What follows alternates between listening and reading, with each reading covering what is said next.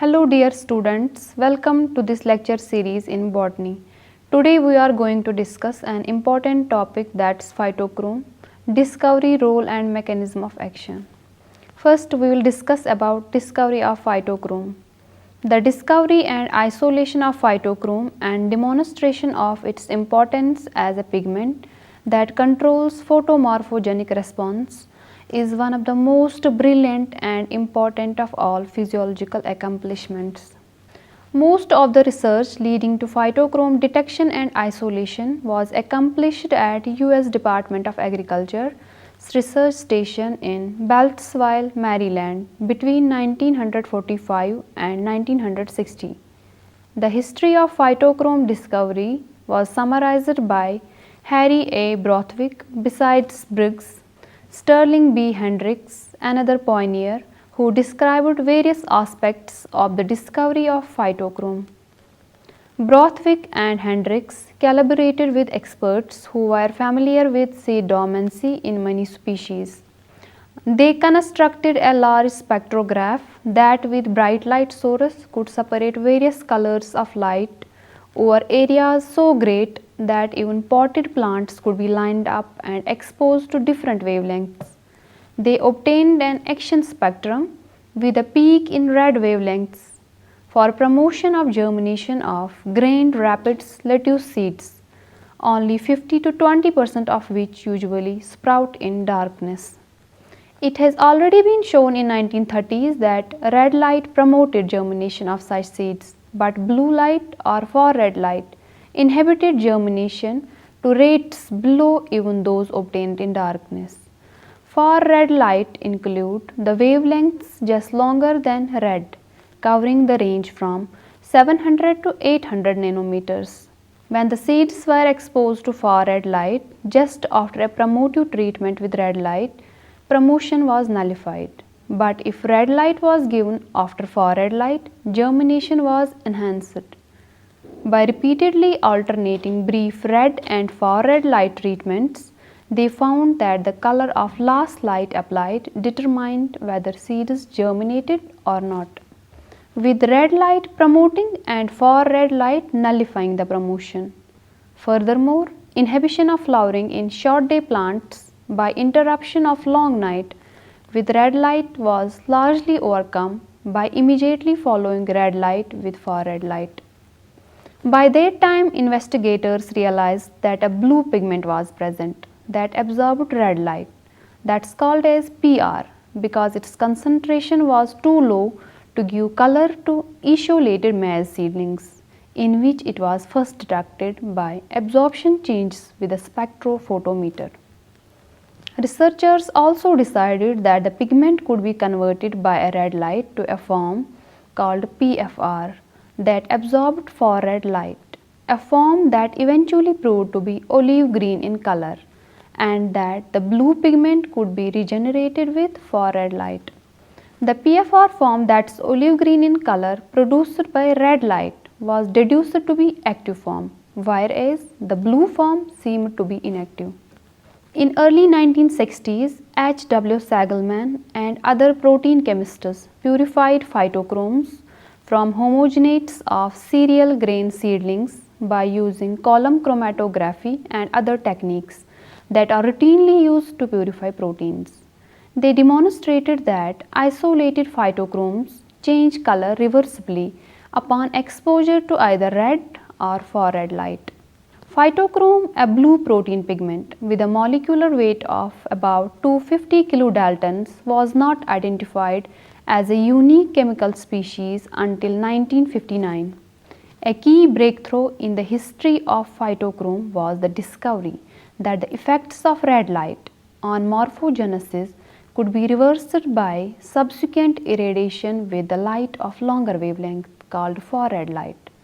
This phenomena was first demonstrated in germinating seeds, but was also observed in relation to stem and leaf growth as well as floral induction.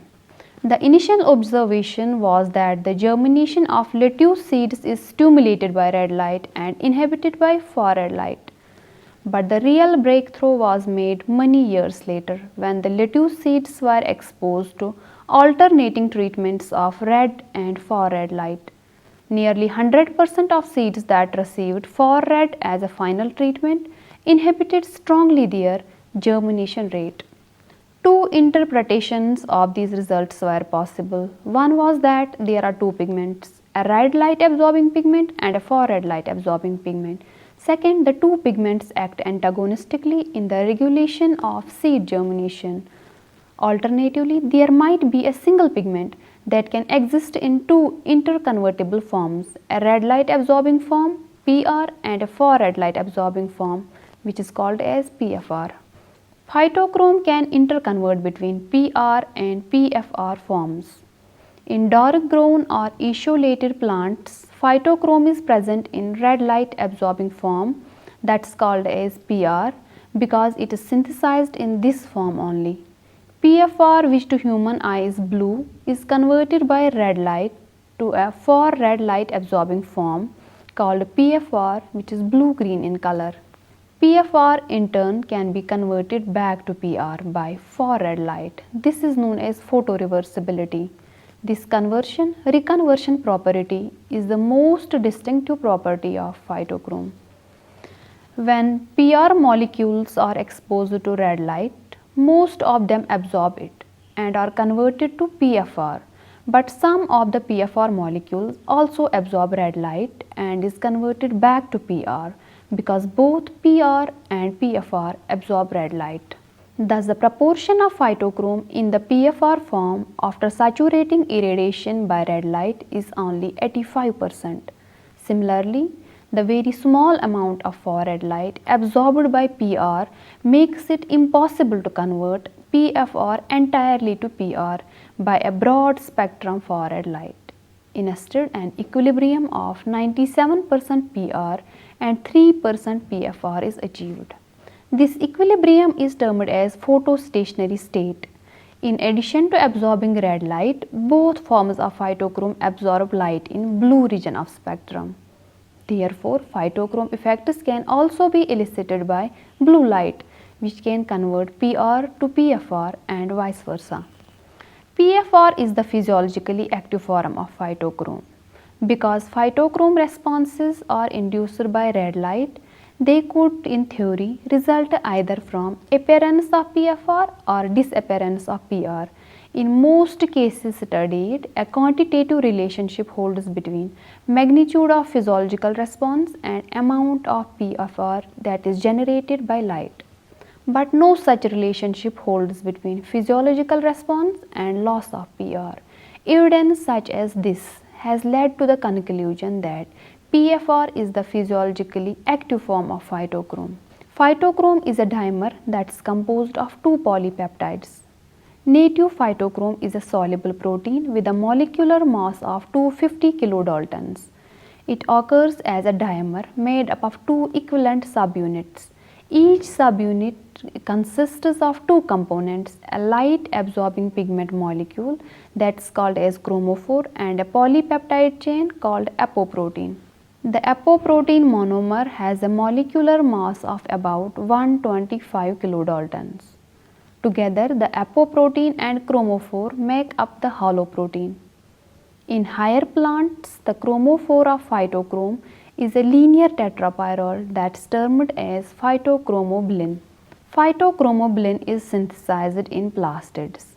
The phytochrome apoprotein alone cannot absorb red or far red light. Light can be absorbed only when polypeptide is covalently linked with phytochromobilin to form haloprotein. Phytochromobilin is synthesized inside plastids and is derived from 5-amino-levulinic acid through a pathway that branches from chlorophyll biosynthetic pathway.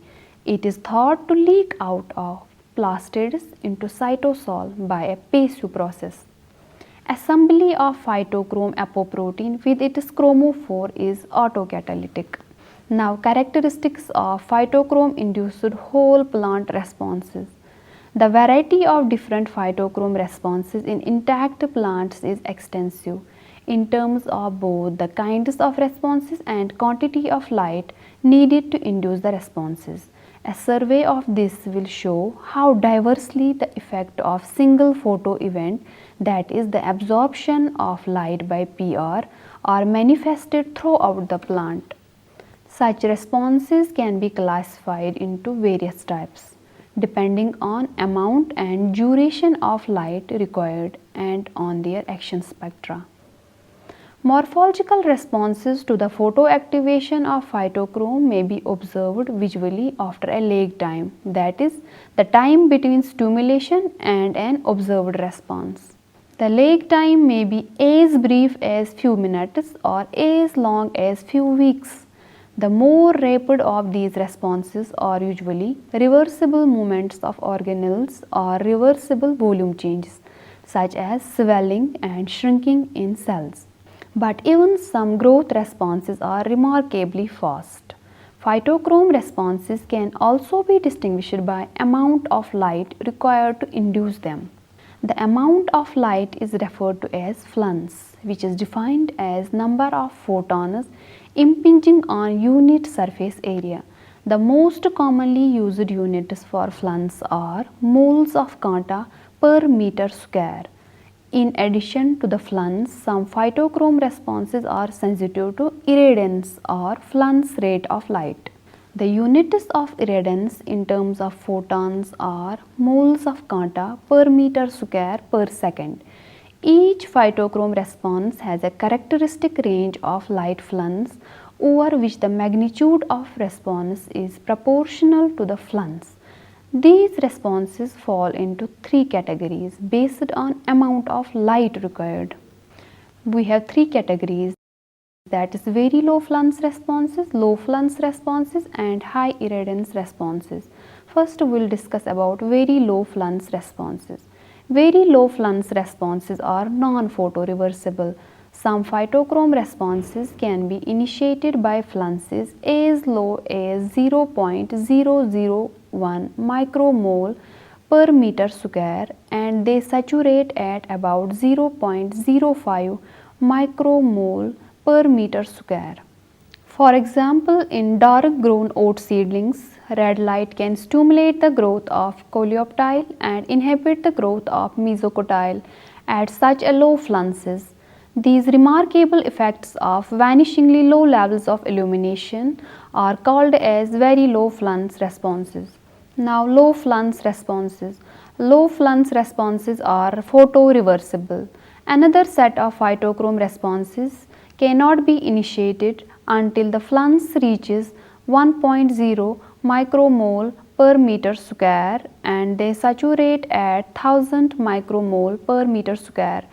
These responses are referred to as low flux responses and they include most of the red and far-red photoreversible responses such as promotion of lettuce seed germination and regulation of leaf movements.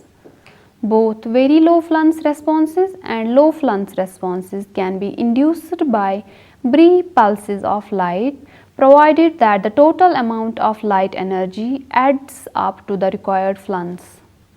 The total flux is a function of two factors, the flux rate and irradiation time.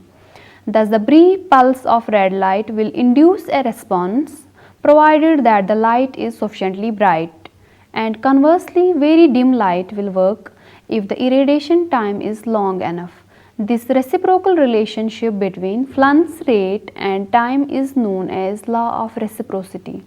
High irradiance responses are proportional to irradiance and duration. Phytochrome responses of the third type are termed as high irradiance responses. High irradiance responses require prolonged or continuous exposure to the light of relatively high irradiance and response is proportional to the irradiance within a certain range. The reason that these responses are called as high irradiance responses rather than high flux responses is that they are proportional to irradiance rather than flux. High irradiance responses saturate at much higher fluxes than low flux responses, at least 100 times higher, and are not photoreversible. because neither continuous exposure to dim light nor transient exposure to bright light can induce high irradiance responses. High irradiance responses do not obey the law of reciprocity. Now we will discuss about the role of phytochrome. First we will discuss about circadian rhythms. Various metabolic processes in the plant cycle alternatively through high activity and low activity phases with a regular periodicity of 24 hours. These rhythmic changes are referred to as circadian rhythms. The period of rhythm is the time that elapses between successive peaks or troughs in the cycle, and because the rhythm persists in the absence of external controlling factors, it is considered to be endogenous. The endogenous nature of circadian rhythm suggests that they are governed by internal pacemaker called an oscillator. The endogenous oscillator is coupled to a variety of physiological processes. An important feature of the oscillator is that it is unaffected by temperature, which enables the clock to function normally under wide variety of seasonal and climatic conditions. The clock is said to exhibit temperature compensation. Light is the strong modulator of rhythms in both plants and animals. Although circadian rhythm that persists under controlled lab conditions usually has periods 1 or more hours longer or shorter than 24 hours in nature, their periods tend to be uniformly closer to 24 hours because of synchronizing effects of light at daybreak that's referred to as entrainment. Both red and blue light are effective in entrainment. The red light effect is reversed by far red light, that's indicative of phytochrome. Second is the phytochrome regulates the sleep movements of leaves. The sleep movements of leaves is referred to as nyctinacity. This is the well described example of plant circadian rhythms that's regulated by light. In nyctinacity, leaves or leaflets extend horizontally, that's they open to face the light during day and they fold together vertically at night. Nyctinactic leaf movements are exhibited by many legumes such as mimosa, albizia, samnia, as well as members of oxalis. The change in the leaf or leaflet angle is caused by rhythmic turgor changes in the cells of pulvinus, that is a specialized structure present at the base of petiole. Once initiated, the rhythm of opening and closing persists even in constant darkness, both in whole plants and in isolated leaflets. The phase of rhythm, however, can be shifted by various exogenous signals, including red and blue light. Light also directly affects sleep movement. Blue light stimulates closed leaflets to open, and red light followed by darkness causes open leaflets to close. The leaflets begin to close within 5 minutes after being transferred to the darkness, and closure is complete in 30 minutes. Because the effects of red light can be cancelled by far red light, phytochrome regulates leaflet closure. The physiological mechanism of leaf movement is well understood. It results from turgor changes in the cells that are located on the opposite sides of pulvinus, called as ventral motor cells and dorsal motor cells. These changes in turgor pressure depend on K plus and Cl minus fluxes across the plasma membrane of dorsal and ventral motor cells. Leaflets open when dorsal motor cells accumulate K plus and Cl minus ions, causing them to swell, while ventral motor cells release K plus and Cl minus ions, causing them to shrink. A reversal of this process results in leaflet closure. Leaflet closure is therefore an example of rapid response to phytochrome involving ion flux across the membranes. Now, role of phytochromes in elongation and gravitropism of roots. Gravitropic orientation and elongation of etiolated hypocotyls are both regulated by red light through a phytochrome family of photoreceptors. The importance of phytochrome A and B in these red light responses has been established through the studies of PHY mutants. To identify the role that phytochromes play in gravitropism and elongation of roots, the effects of the red light on root elongation were studied, followed by gravitropic curvature from roots of phytochrome mutants of Arabidopsis, that's PHYA, PHYB, PHYD and PHYAB with wild type. It was found that red light inhibits root elongation approximately 35% in isolated seedlings, and this response was controlled by phytochromes. Roots from dark and light ground double mutants and light grown PHYB seedlings have reduced elongation rate compared with wild type. In addition, roots from these seedlings have reduced gravitropic curvature compared with wild type. These results demonstrate that phytochromes play important role in elongation and gravitropic curvature of roots. Now, role of phytochromes in seed germination. Small seeds frequently require exposure to light in addition to suitable moisture and temperature to trigger their germination. This light requirement serves as a protective mechanism because germination of small seeds far below the soil surface would result in exhaustion of food reserves in the seeds before the seedlings reach soil surface. Early experiments with light requiring seeds involved lettuce seeds that had a low percentage of germination in uninterrupted darkness. But a higher percentage germinated if the seeds were exposed to light. Exposure of moistened lettuce seeds to different colors of light in treatment chambers followed by a return to darkness, it was found that seeds exposed to broad band of red light germinated better than those kept in uninterrupted darkness. Now we will discuss about role of phytochromes in flowering. Many flowering plants use phytochrome to regulate timing of flowering based on length of day and night and to set circadian rhythms, which also play a supporting role in regulating floral transitions, such as entrainment of circadian clocks. Nevertheless, it has long thought that phytochromes are essential for day length measurement in many other plants based on numerous physiological analyses.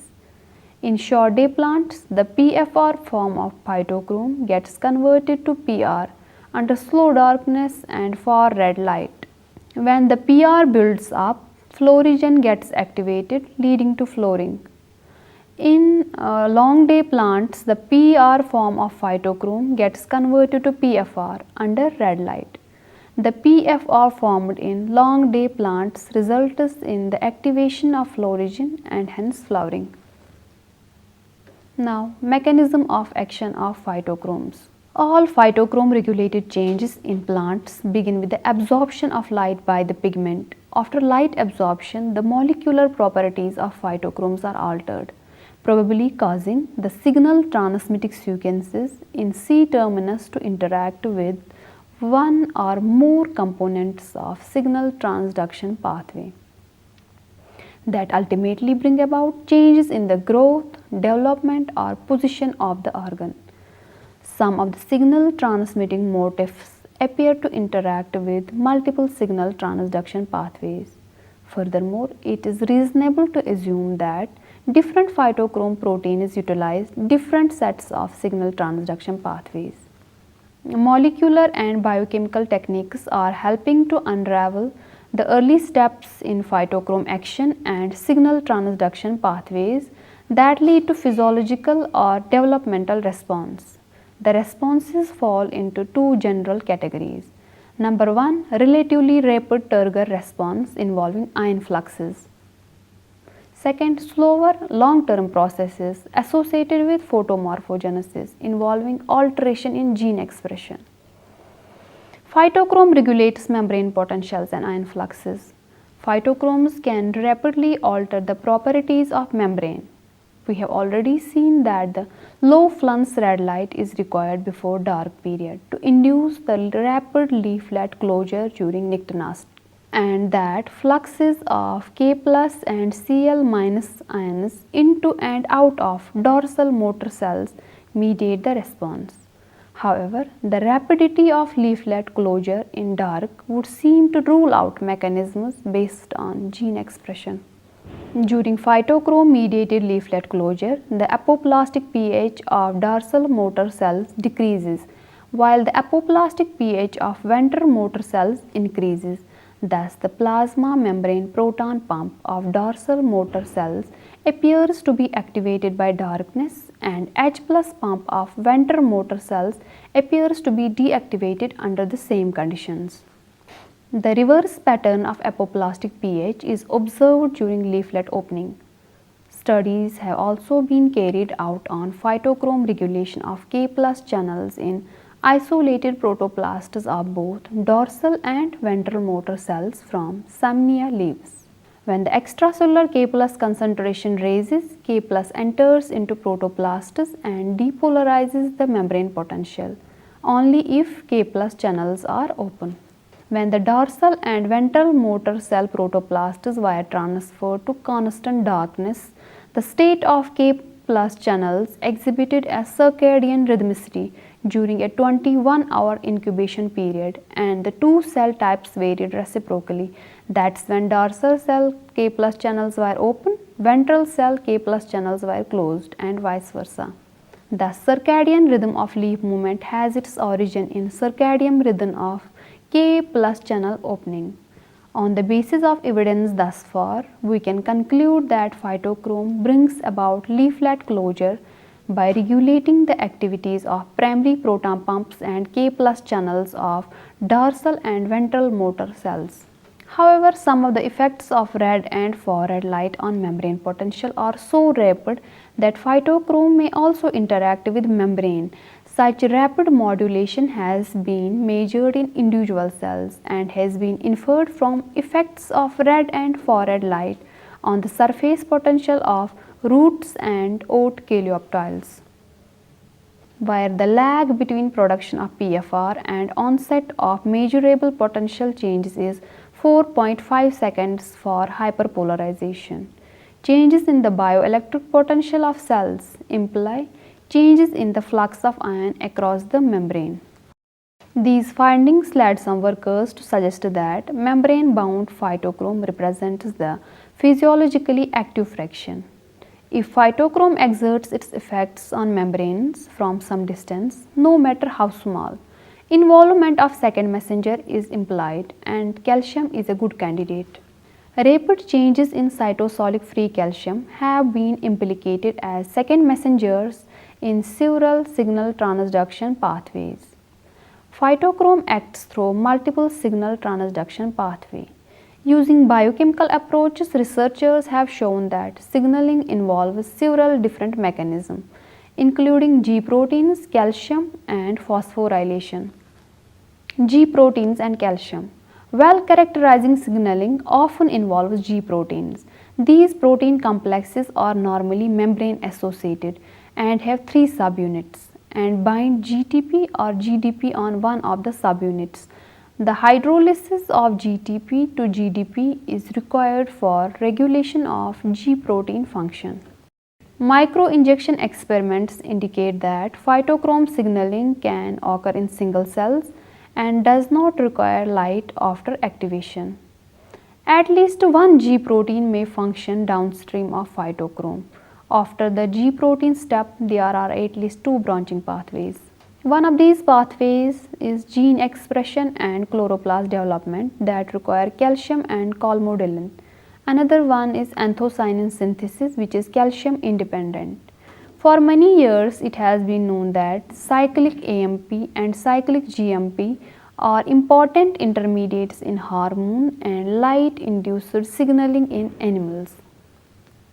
Now, phosphorylation. The evidence for the potential role of phosphorylation in phytochrome action first came from red light regulation of protein phosphorylation and phosphorylation dependent binding of transcription factors to the promoters of phytochrome regulated genes. Some highly purified preparations of phytochromes were also reported to have kinase activity. Kinases are the enzymes that have capacity to transfer phosphate groups from ATP to amino acids such as serine, tyrosine, either on themselves or on other proteins. Kinases are often found in signal transduction pathways in which the addition or removal of phosphate groups regulate the enzyme activity. Phytochrome is now known to be protein kinase. The evolutionary origin of phytochrome is very ancient, predating the appearance of eukaryotes. Bacterial phytochromes are light-dependent histidine kinases that function as sensor proteins that phosphorylate corresponding response regulator proteins. However, higher plant phytochromes have some homology with these kinase domains. They do not function as histidine kinases, instead they are serine threonine kinases. In addition, the recombinant versions of higher plant and algal phytochromes have been shown to be light and chromophore modulated kinases that phosphorylate themselves as well as other proteins. So friends, with this we conclude today's program. See you next time with another topic. Till then, goodbye.